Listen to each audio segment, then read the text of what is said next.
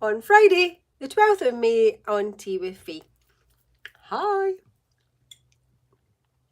Go grab yourself a cup of something and let's get all caught up. Well, to be fair, we're not catching up really today. I'm going to chat to you about your stash.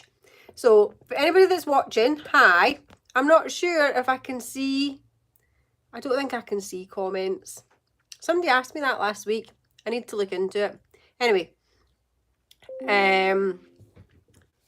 hi. It's all gone. Oh, hi Ashley. It came up on the screen. Hi Ashley. Right, so I'm going to have a quick chat to you today. Well, I say quick. They're never quick, are they? But I'm going to try and make it quick. But it's Friday, the 12th of May. It's Tea with Fee. Thank you very much. Hi Elaine. Thanks for watching. And I appreciate you choosing to spend time with me today. So don't forget to subscribe to my YouTube channel for notification of anything new that's happening. And I also have a monthly newsletter that's available via my website, and the links will be in the description. So if you don't already sign up for them, get signed up for those. So for anybody that is new watching, I thought I would do a little kind of refresher for the regulars. And for those of you that are new, I just thought I would sort of say, who am I? So that's what I'm going to do now. So who am I? Well, I'm Fiona, and I'm chatting to you from Make It Sew HQ, which is my sewing shed in the garden in the Isle of Man. The shed's been built for about 3 years now. And I made crafting my full-time job in about 2017. And I've been doing regular sewing lessons since 2018. And I still have 2 of my original members who come every week. So I'm either really bad at teaching people to sew, or people really like it and that's why they're still coming. So I'll let you decide. When I'm not doing sewing lessons, I make memory bears, but unfortunately I don't have any here with me today to show you. Or cushions out of loved ones' items of clothing mainly. And when I'm not doing that, you find me here on Tea with Fee on a Friday, or I write my blog or newsletter for my website, and the newsletter is monthly, and I'm hoping the blog will be monthly as well. And when I'm not doing that, I am creating new sewing patterns for the monthly project boxes, recording making them, writing the pattern, ordering the stuff, making the boxes, posting them out. The membership is currently closed to new members. However, if you want more information, then you can go over to the website and you can hear a bit more about what's involved in the membership. And if you want to go on the waiting list, then there's a little link to that as well. So go and check that out. So that's just a little bit about me and what I do 9 to 5. Although it's never 9 to 5, but you know what I mean. But today, the topic of today's chat is how your stash could actually be making you feel sick and tired. Shocking statement, I know. How can all the prettiness, how can all that prettiness be bad for you and me? But it's actually really simple, because having stuff around you brings you down. And if feel like you've been brought down, your mood gets brought down, and it's therefore bad for you. So if anybody else can relate to that, please feel free to comment in the comments. But if you've got stuff everywhere, it brings you down. Now, I'm actually quite a minimalist. I don't think I've always been a minimalist, but I definitely feel like I'm heading in the minimalist direction. And I'm quite good at binning stuff fairly easily, or take it to the charity shop. So my house doesn't have that much non-essential stuff in it. And to be honest, it's not that big anyway, so there's not really enough room for non-essential stuff. The loft, though, and Make It Sew HQ are a bit of a different matter. The loft, well, a lot of the loft stuff came from the old house, and obviously Christmas stuff goes up in the loft. And we've also, over the years, put kids' toys in the loft to make room for Christmas presents and birthday presents. So they kind of need to get worked through. However, I'm fine with that. I'll just do a bag at a time as and when I'm in the loft. I'm not going to do a big project on it. House stuff, I think, though, is a lot harder to sort than craft stuff. Because if you share your house with another human being, then really you don't have full say on whether to bin something or keep something. So that means that two people need to agree on what to do with it. Sometimes that doesn't happen very easily. And sometimes you can end up having conversations about the same item for quite some length of time. So it can be harder to get rid of stuff out your house than it can from your craft supply, you would think. Anyway, stuff makes us feel guilty and exhausted for lots of reasons. For example, gifts. Somebody gives you a gift, craft related or not. If it's something that you're never going to use, it makes you feel guilty if you don't. You either sit looking at it on a shelf somewhere unused, and every time you look at it you think, oh, or the thought of giving it to a charity shop or to somebody else, or paying it forward and giving it as a gift to somebody else, we struggle with. So stuff causes us problems. Things that you've bought that cost a lot of money, but they've not really worked out the way that you thought they would or hoped that they would. So every time you see it, you think that cost me a fortune and it's just been a waste of money. I may or may not know a thing or two about that. Impulse buys. Now, impulse buys, I am an absolute sucker for an Amazon impulse buy. I have to say, hold my hands up. But I have got better, and I've literally introduced this little self-imposed rule that I put stuff in my Amazon basket and I look at it once a week on a Sunday. And sometimes by Sunday, the impulse to buy whatever it is has gone. So I don't buy all the things. So that's actually working really well. So if you're an impulse buyer, online impulse buyer, then that might work for you. So give it a try and let me know what you think. General mess of stuff that doesn't get used or isn't loved needs to go somewhere as well. So what do you do with it? So my spare room tended to be the kind of waiting room for the loft, because that's where the hatch is, until I turned it into my office in the winter because it was too cold to be doing admin and stuff down here. And actually, it's a lot better now because the room has a purpose. But I honestly used to dread going in there because it just made me exhausted just looking at it with all this piles of stuff that needed some attention. But you get my point. Stuff with no imminent use, love, or purpose stresses us out. When it comes to craft stuff, I haven't got that all figured out yet. But what I do know is that I don't need to ask permission or somebody else's opinion on whether I keep something or whether I don't in the craft realm, because it's all my stuff. So you'd think that that would make it easier, wouldn't you? But it just doesn't, because I don't have anybody else to blame for still having it and not making a decision. So I wonder if anybody can relate to that as well. At the beginning of this year, I went through all my works in progress and I put them into two piles and worked out the ones that I still wanted to do and the ones that I didn't. And it made a big difference, big improvement to my energy levels, as everything that was left on the list was something that I was looking forward to making. The things that I didn't want to make anymore, I took to the craft group to see if anybody else could make use of them, or a charity shop, or recycling. But most importantly, they were out of my house or out of the shed. And an interesting point about stuff is, even if you can't physically see the stuff, you still know it's there.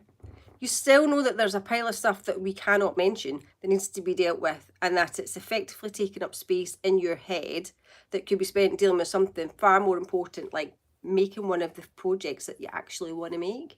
So like, I don't know if you can see it from there, like under here, hang on, under here are all boxes, but I know that they're there. Although there's a bit of fabric in front of them, I still know that they're there. So what I'm saying is the pretty stash is stopping you from making progress on the things that you want to make progress on.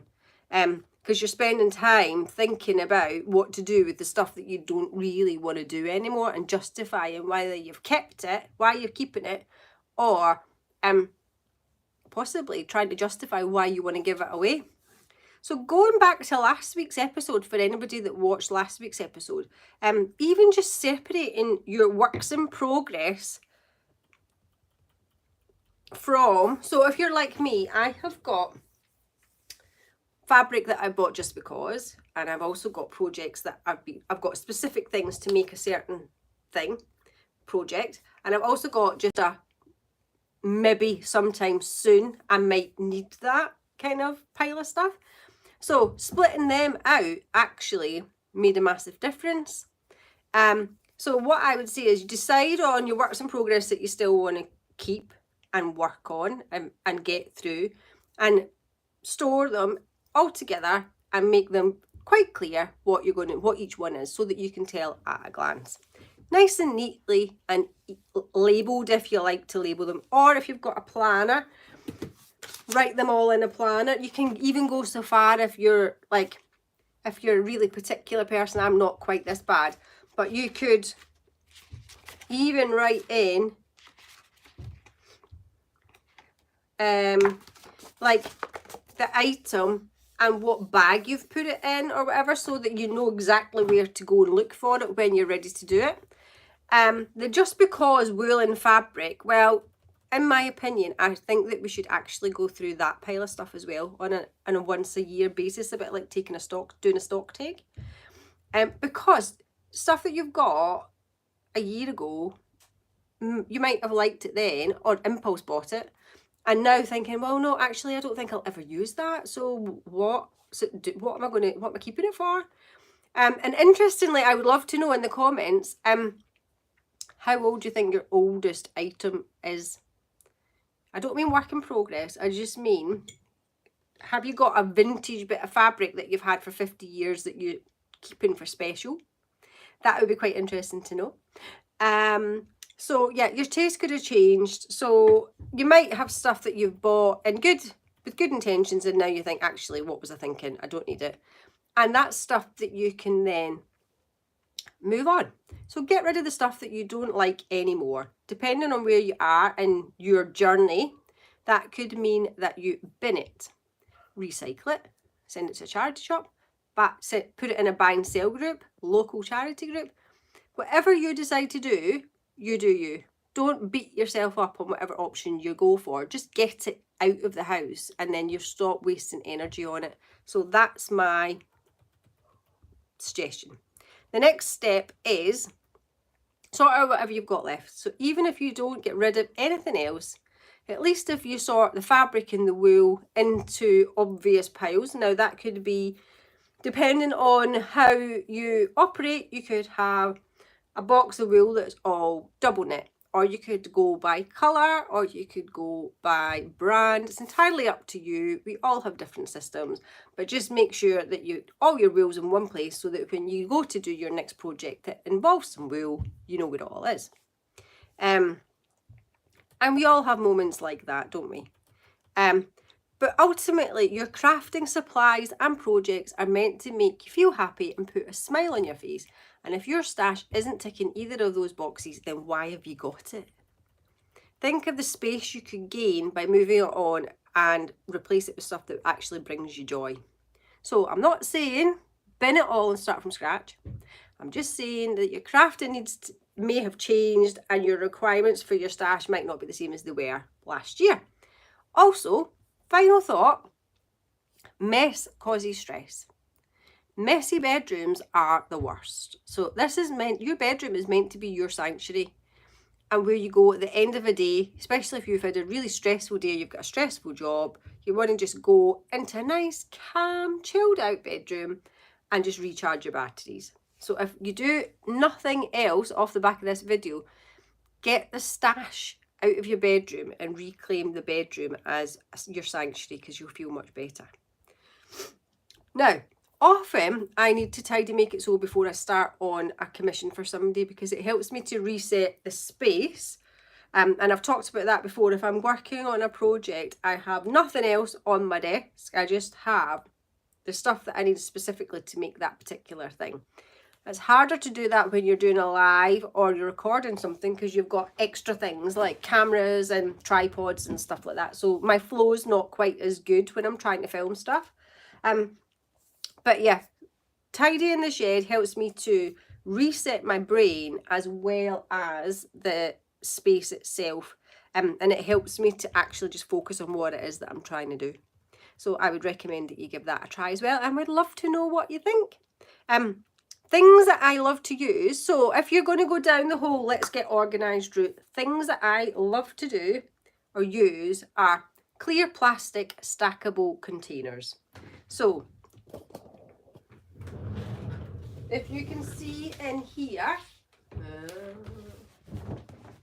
I don't know how easy you can see them, but I've got several clear stackable containers. And I know pretty much what's in all of them. They do have, some of them have got stickers on them, like this one in the bottom corner here, you can't see, it says patterns. And because they're clear, you can see what's inside them.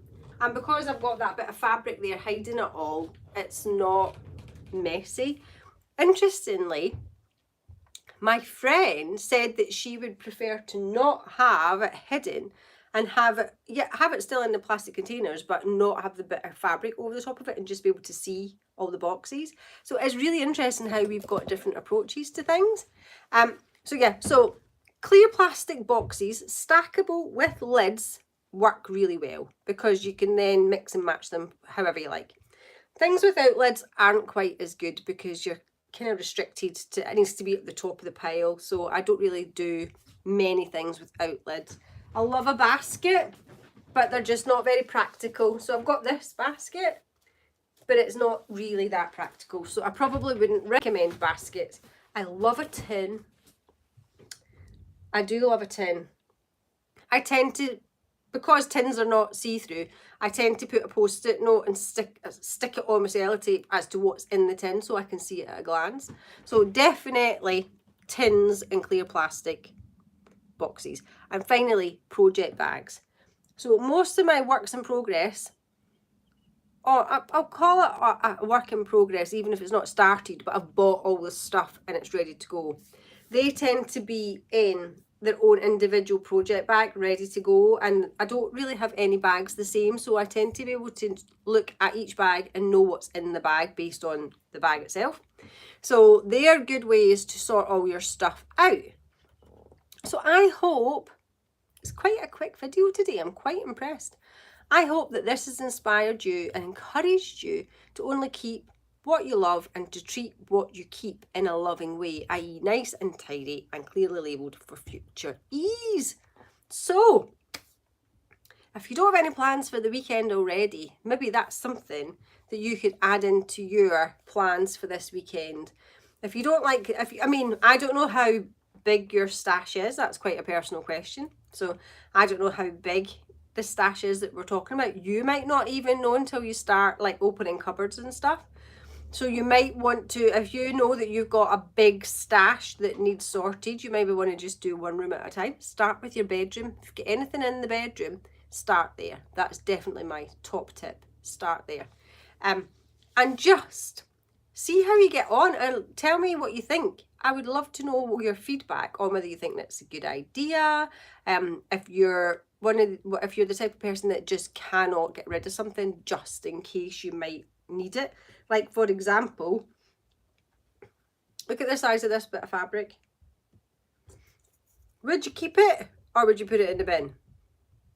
Now I would put that in the bin. It came off this. But interestingly, now this is just a test that I'm doing. It's a little sample thing that I'm doing. This is actually, I'm using this bit of fabric to make something that size. I mean, look how tiny that is. So as a rule, I wouldn't have, this wasn't fished out of a bag this size. I've just cut it off a bigger piece. But what I'm saying is, would you keep that or is that good to go? So we're all different. You just need to work out what works for you. And I'm just trying to give you some ideas that may or may not work. But until you try, you just don't know, do you? So give it a try and then let me know what you think. So have a fabulous weekend, everybody. And thanks for watching. And if you're watching on replay, thanks for watching on replay and for getting to the end. And hopefully your stash will stop making you feel sad and it will bring you joy instead. So have a great weekend. Bye.